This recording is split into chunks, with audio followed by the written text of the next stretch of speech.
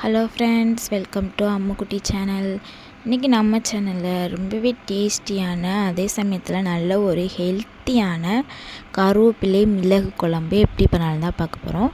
நம்ம சேனலில் first time பார்க்குறவங்க மறக்காமல் சப்ஸ்கிரைப் பண்ணி வச்சுக்கோங்க ஃப்ரெண்ட்ஸ். சுட சுட சாதத்து கூட சேர்த்து வச்சு சாப்பிடும்போது அவ்வளோ டேஸ்டியாக சூப்பராக இருக்கும். இதுக்கு சைடிஸ் எதுவுமே தேவையில்லை, வெறும் கருவேப்பிலை குழம்பு மட்டும் வச்சுமே சாப்பிடும்போது அவ்வளோ டேஸ்டியாக இருக்கும்.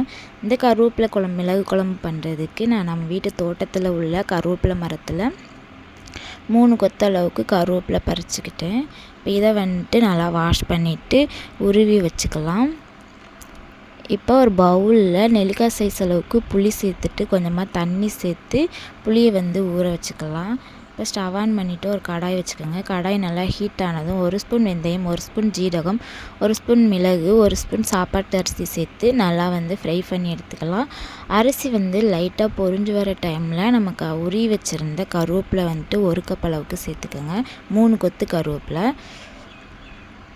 சேர்த்துட்டு நல்லா ரோஸ்ட் பண்ணி எடுத்துக்கலாம், ட்ரை ரோஸ்ட் பண்ணிக்கலாம். இப்போ நம்ம சேர்த்த அரிசி நல்லா பொரிஞ்சு வந்துட்டாலே போதும், எல்லாமே நல்லாவே வறுபட்டு வந்துடும். இப்போ வறுத்த கருவேப்பிலையை ஒரு பிளேட்டுக்கு மாற்றி நல்லா ஆற வச்சுக்கலாம். இப்போ ஸ்டவ் ஆன் பண்ணிவிட்டு ஒரு கடாய் வச்சுக்கோங்க. அதில் 3 டேபிள் ஸ்பூன் அளவுக்கு ஆயில் சேர்த்துக்கலாம். ஆயில் நல்லா ஹீட் ஆனதும் 1 ஸ்பூன் அளவுக்கு கடுகு, 1 ஸ்பூன் அளவுக்கு வெந்தயம் சேர்த்துக்கலாம். கடுகு வெந்தயம் நல்லா பொரிஞ்சு வந்ததும் 10 பல் பூண்டை தோல் உரிச்சிட்டு சேர்த்துக்கோங்க. இது கூட பார்த்திங்கன்னா 10 சின்ன வெங்காயத்தை இந்த மாதிரி நான் கட் பண்ணிவிட்டு சேர்த்துக்கிறேன். கட் பண்ணாமல் அப்படியே கூட சேர்க்கலாம். நல்லா மிக்ஸ் பண்ணி விட்டுட்டு இது கூட 1 கொத்து கருவேப்பிலை சேர்த்து வெங்காயம் வதங்குற அளவுக்கு நல்லா வதக்கி விட்டுக்கலாம். வெங்காயம் ஒரு கண்ணாடி பதம் அளவுக்கு வதங்கி வந்ததும் ஒரு பெரிய சைஸ் தக்காளியை இந்த மாதிரி சின்ன சின்னதாக கட் பண்ணிவிட்டு சேர்த்துக்கோங்க.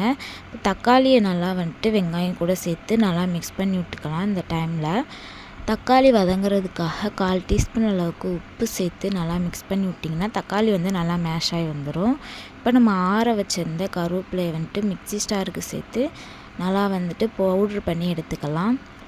இப்போ நம்ம சேர்த்த தக்காளி நல்லா மேஷ் ஆகி வந்துடுச்சு. இப்போ இதில் மசாலா சேர்த்துக்கலாம். 2 ஸ்பூன் அளவுக்கு வீட்டு மிளகாய்த்தூள், 1 ஸ்பூன் அளவுக்கு கரம் மசாலா, 1/4 டீஸ்பூன் அளவுக்கு மஞ்சத்தூள் சேர்த்து நல்லா மிக்ஸ் பண்ணி விட்டுக்கோங்க. 1/2 டேபிள் ஸ்பூன் அளவுக்கு மல்லித்தூள் சேர்த்துக்கோங்க.